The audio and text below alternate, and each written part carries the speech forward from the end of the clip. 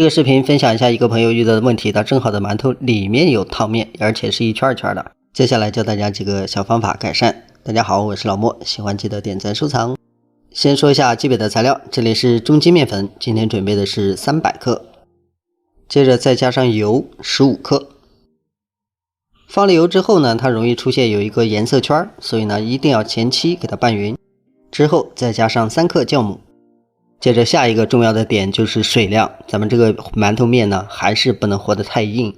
稍微軟一點點反而更好操作。如果太硬它容易缺水，表皮一旦缺水它就形成一個硬殼，這個硬殼包裹在裡面之後它肯定是不發酵的，而且呢顏色也不同，所以能呈現出一圈一圈的狀態。再一個和面的時候水分一定要讓它分布均勻，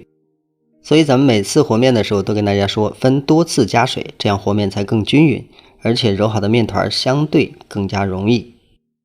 大家可以看，這是水加完之後整個的一個狀態，然後再往一塊揉。揉面的時候記住有乾粉塊不要緊，只要最終把它揉成畫面中這樣非常均勻的狀態。包起來發面之後它沒有乾塊，所以呢它就不會再乾了。所以這個面團發好之後呢，它表皮不會再乾了。另外呢，大家要注意發酵的時候完全包嚴，不要漏風。接下來是面團發好之後，大家可以看一下明顯變鼓，像這個狀態是對的。接下來呢，案板上稍微補上一點粉，然後咱們把這個面取出來，大家可以發現這個面反過來之後呢，它的顏色會有一點不一樣。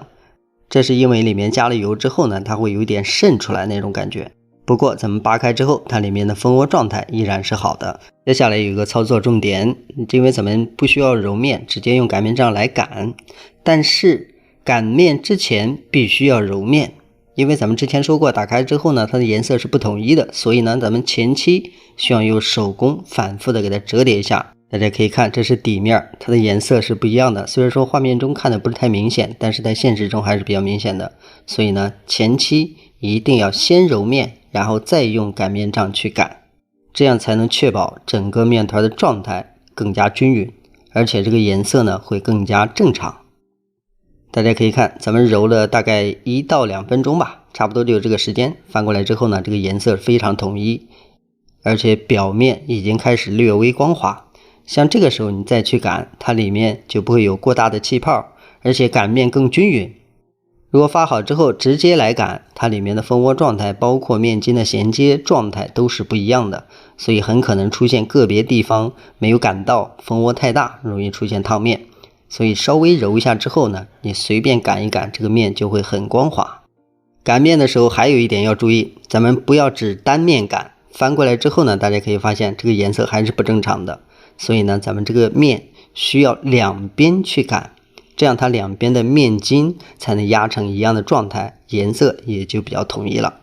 大家可以看，咱們用擀面杖稍微擀幾下之後呢，和另外一面的狀態就完全統一了。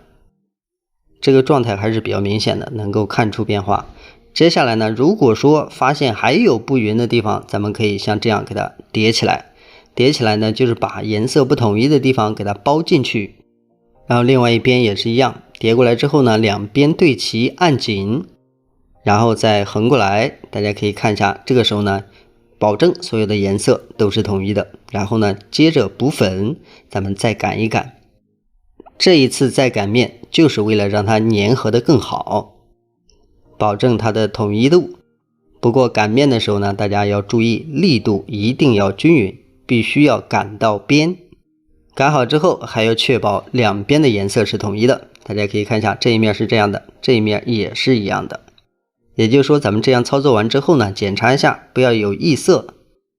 這樣你就可以放心的去捲。還有一點大家需要注意，在捲的時候呢，很可能出現夾雜氣泡，這個時候呢，咱們要及時給它扎破，一定要把它的氣完全放掉，這樣你做好的饅頭它就不會起泡泡。另外捲的時候一定要捲緊，不要讓它縫隙太大，有一點縫比較緊，但是縫隙太大，二次發酵的時候很可能出現漏風，裡面變硬，也會出現裡面有一圈一圈的燙面的可能性。所以咱們完全捲緊之後你再來切，這個時候呢，它相對貼合的就比較緊實，自然就不需要擔心它裡面有穿堂風了。大家看，這是咱們處理完之後就像這樣。接下來第二次發酵和第一次發酵是一樣的，要完全給它蓋好，不要有任何漏風的點。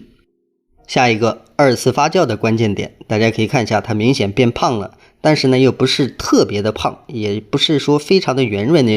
那種呢就稍微有點過，你一蒸它就起泡。所以呢咱們大家發酵的時候呢一定要看好这個狀態。同樣開水上鍋蒸，大家可以看一下，咱們只是隨便擀了幾下，整個的狀態還不差，無論從鬆軟度還是外觀，相對還是比較可以的。掰開給大家看一下裡面的狀態，大家可以清晰的看到裡面有分層，但是呢絕對沒有燙面圈，所以只要大家把前面說的都做到位，這個問題很好解決。好了，視頻就到這裡，咱們下期再見。